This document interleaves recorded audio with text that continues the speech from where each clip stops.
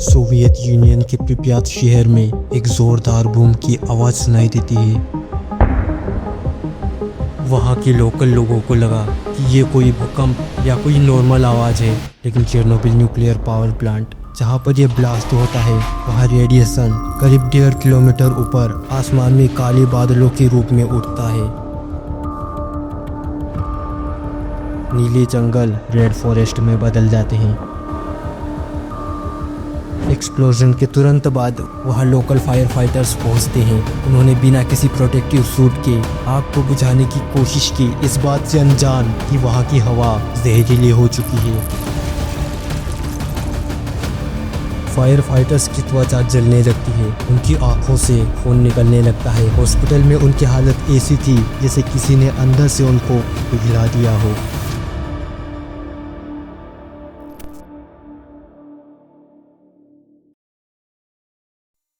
25 अप्रैल 1986 Soviet engineers reactor 4 में एक routine safety test करने वाले थे। सोवियत यूनियन उस टाइम पे न्यूक्लियर पावर में काफ़ी ज़्यादा इन्वेस्ट करता है और कई न्यूक्लियर पावर प्लांट डेवलप करता है। उनमें से एक चेरनोबिल न्यूक्लियर पावर प्लांट होता है। एक्चुअल में ये पावर प्लांट चेरनोबिल शहर से करीब 15 किलोमीटर दूर स्थित होता है। इस पावर प्लांट में 4 रिएक्टर्स होते हैं और ये चारों रिएक्टर्स सोवियत डिज़ाइन के RBM के 1000 type graphite moderated nuclear reactors थे। RBM के यानी रिएक्टर बोल्शोई मोस्चेनो केनाल्नी, जिसका हिंदी मतलब होता है एक high power channel type reactor, और 1000 का मतलब है कि इन रिएक्टर्स का इलेक्ट्रिक पावर आउटपुट 1000 मेगावोल्ट है। ये चारों रिएक्टर्स मिलकर करीब 10% इलेक्ट्रिसिटी USSR के लिए जनरेट करते थे। इससे आप अंदाजा लगा सकते हैं कि ये रिएक्टर्स कितने पावरफुल थे। पहले रिएक्टर का टेस्ट 1977 में किया जाता है, जो कि लगभग स्टेबल होता है। दूसरे रिएक्टर का टेस्ट 1978 और तीसरे का टेस्ट 1981 में होता है। रिएक्टर नंबर 4 का टेस्ट 25 अप्रैल 1986 को इनिशियली शुरू किया जाता है। टेस्ट का मकसद काफ़ी सिंपल था कि अगर पावर चली जाए तो क्या टरबाइन की मोमेंटम कुछ समय तक कूलिंग पंप चला सकती है। टेस्ट डेंजरस था और इसके लिए कुछ सेफ्टी सिस्टम्स को टेम्पररी डिसेबल करना था, लेकिन सोवियत ब्यूरोक्रेसी के प्रेशर ने टेस्ट को पुश किया। चाहे शुरुआत कुछ भी हो, रात बढ़ रही थी। एनाटोली डेटलोव की लीडरशिप में सब कुछ टेस्ट के लिए तैयार हो चुका था। लेकिन इससे पहले ये समझ लो कि एक RBM के रिएक्टर काम कैसे करता है।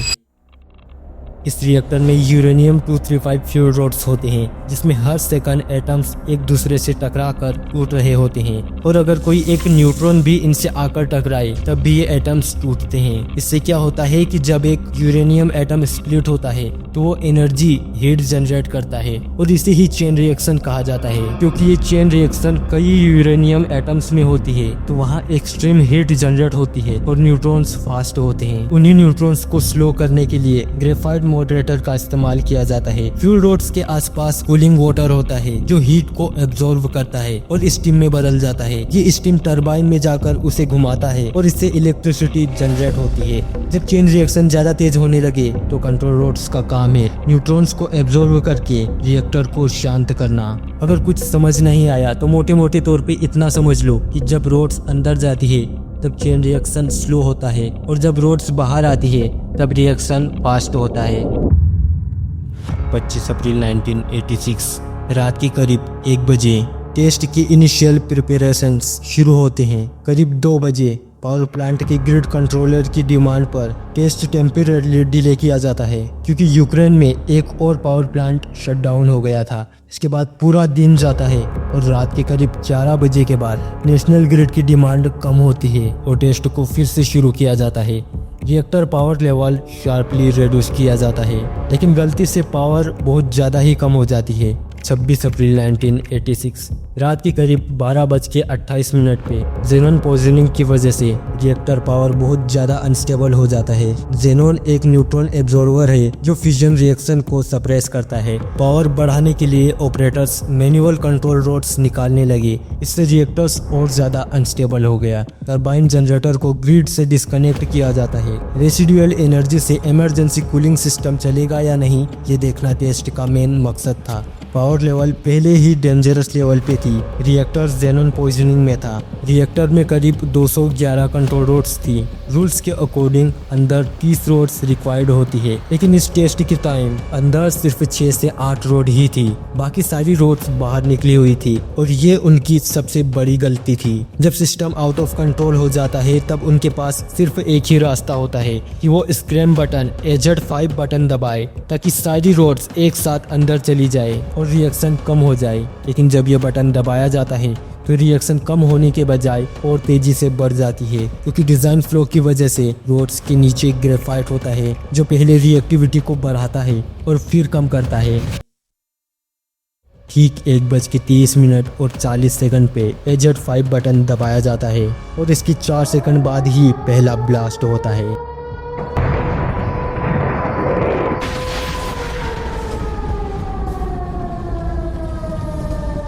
प्रेशर स्टीम ने रिएक्टर के 1000 टन के ढक्कन को हवा में उड़ा दिया और radio active gases iodine 131, krypton 85, xenon 133 हवा में फैलने लगती है। इसके तुरंत बाद ही दूसरा ब्लास्ट होता है जिससे molten fuel uranium plus zirconium हवा में चला जाता है। वहाँ की हवा जहरीली हो जाती है। आग का धुआं और रेडिएशन आसमान में उड़ता है। ब्लास्ट के तुरंत बाद 2 लोग वहाँ पर मारे जाते हैं। इसके बाद लोकल फायर फाइटर्स वहाँ आग बुझाने के लिए पहुँचते हैं। शुरू में तो उनको कुछ समझ नहीं आता। उन्हें लगता है कि ये एक नॉर्मल आग लगी है, जिससे वो बिना किसी प्रोटेक्टिव सूट के रिएक्टर के अंदर घुसने की कोशिश करते हैं। लेकिन किसी को नहीं पता था कि वहाँ रेडिएशन इतना ज्यादा है कि कुछ मिनट ही उनकी मौत के लिए काफी है। इस रेडिएशन की वजह से करीब 28 लोग कुछ दिनों में एक एक करके मारे जाते हैं। ब्लास्ट की कुछ ही टाइम बाद चेरनोबिल के पास के जंगल के पेड़ रेडियो एक्टिव फॉलआउट से जल जाते हैं और कुछ ही घंटों में उनका क्लोरोफिल टूट जाता है। उनका रंग रेड ब्राउन कलर का हो जाता है और इस पूरे एरिया को रेड फॉरेस्ट नाम दिया जाता है। 49,000 आबादी वाले प्रिप्यात शहर के लोगों को कुछ नहीं बताया जाता। उन्होंने चेरनोबिल के ऊपर धुआं तो देखा, लेकिन उन्हें लगा कि ये कोई नॉर्मल आग है जिसकी वजह से इतना धुआं उठ रहा है। 36 घंटों तक लोग उस जहरीली हवा में सांस लेते रहते हैं। इसके बाद करीब 1000 इवैक्यूएशन बसेस प्रिप्यात शहर की तरफ बढ़ती है। लोगों को कुछ समझ नहीं आ रहा होता है। सब सोच रहे थे कि ये सब चल क्या रहा है, लेकिन इसके बाद एक अनाउंसमेंट किया जाता है कि आप लोगों को सिर्फ 3 दिनों के लिए अपना घर छोड़ना होगा, फिर सब वापस आ जाएंगे। लेकिन प्रिप्यात के लोग इस बात से अनजान थे कि वो अब कभी भी अपने घर वापस नहीं आ पाएंगे। यूएसएसआर इस डिजास्टर को छिपाने की कोशिश करता है, लेकिन रेडिएशन अब तक पूरे यूरोप में फैलते जा रहा था। सबसे पहले इसका असर 28 अप्रैल को स्वीडन में होता है, जिसके बाद स्वीडन के साइंटिस्ट हवा की डायरेक्शन से रेडिएशन का पता लगाना शुरू करते हैं। ऐसे करते करते पूरे यूरोप को पता चलता है कि चेरनोबिल में कुछ भयानक हो चुका है और फिर यूएसएसआर को सब कुछ सामने लाना पड़ता है। ब्लास्ट के बाद कई दिनों तक रिएक्टर में आग जलती रहती है, जिसे बुझाने के लिए और सब कुछ ठीक करने के लिए 6 लाख लोगों को बुलाया जाता है, जिसमें मिलिट्री साइंटिस्ट, माइनर्स और इंजीनियर्स शामिल थे। इन्हें लिक्विडेटर्स नाम दिया जाता है। हेलीकॉप्टर्स के जरिए रेत और सीसा रिएक्टर पे गिराया जाता है। माइनर्स ने रिएक्टर के नीचे टनल बनाई ताकि एक कंक्रीट बेस बनाया जा सके। इन लिक्विडेटर्स में से भी कई लोग रेडिएशन में आ जाते हैं और उनकी कुछ टाइम में मौत हो जाती है। चेरनोबिल के आसपास का 30 किलोमीटर का एरिया एक्सक्लूजन जोन डिक्लेयर कर दिया जाता है।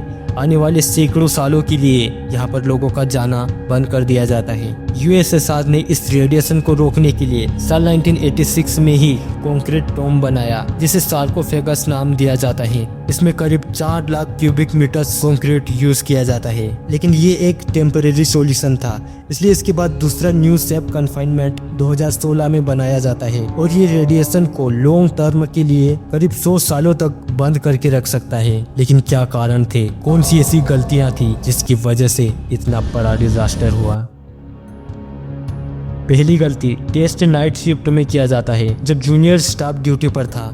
टेस्ट पहले ही डिले हो चुका था और सब लोग थके हुए थे। दूसरी गलती, पावर लेवल 30 मेगावोल्ट पे आ गया, जो कि क्रिटिकली अनस्टेबल होता है आरडीएम के रिएक्टर के लिए। तीसरी गलती, पावर बढ़ाने के लिए ऑपरेटर ने 211 रोड्स में से सिर्फ 6 से 8 रोड्स ही रिएक्टर के अंदर रहने दी, जबकि रिक्वायर्ड मिनिमम 30 रोड्स रिएक्टर के अंदर होनी चाहिए थी। चौथी गलती, टेस्ट के लिए इमरजेंसी कूलिंग सिस्टम और ऑटोमेटिक ट्रिप सिस्टम डिसेबल कर दिए गए थे, यानी अगर कोई चीज आउट ऑफ कंट्रोल होती तो सिस्टम उसे डेफिनेटली कंट्रोल नहीं कर पाएगा, और यही होता भी है। पांचवी गलती, AZ-5 बटन एक इमरजेंसी शटडाउन बटन था। जब सब कुछ आउट ऑफ कंट्रोल था तब इसे प्रेस किया जाता है, बट डिजाइन फ्लो की वजह से रोड्स के नीचे ग्रेफाइट होता है। जब AZ-5 बटन प्रेस हुआ तब रोड्स ने पहले रिएक्टिविटी बढ़ा दी इंस्टेड ऑफ कम करने के।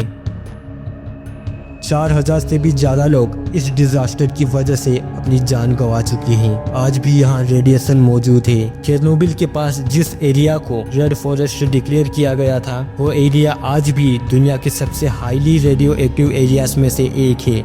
कोई भी नॉर्मल इंसान इस 30 किलोमीटर के एक्सक्लूजन जोन के अंदर नहीं जा सकता। सिर्फ कुछ साइंटिस्ट और एक्सपर्ट्स ही इस जगह पर रिसर्च के लिए जाते हैं, क्योंकि अब यहाँ कोई इंसान नहीं रहता, इसलिए कई एनिमल्स यहाँ पाए जाते हैं। वॉल्स की पॉपुलेशन यहाँ काफी ज्यादा बताई जाती है। इन्हें radio active walls of Chernobyl नाम दिया गया है। रिएक्टर के पास का एरिया आने वाले हजारों सालों तक रेडिएशन एक्सपोज्ड रहेगा, लेकिन आउटर एरियाज में 50 से 100 सालों में या 500 सालों में सेटलमेंट पॉसिबल हो सकता है। रेडिएशन तो घट चुका है, पर इंसानों की लापरवाही और लालच अब भी हाई लेवल पर है।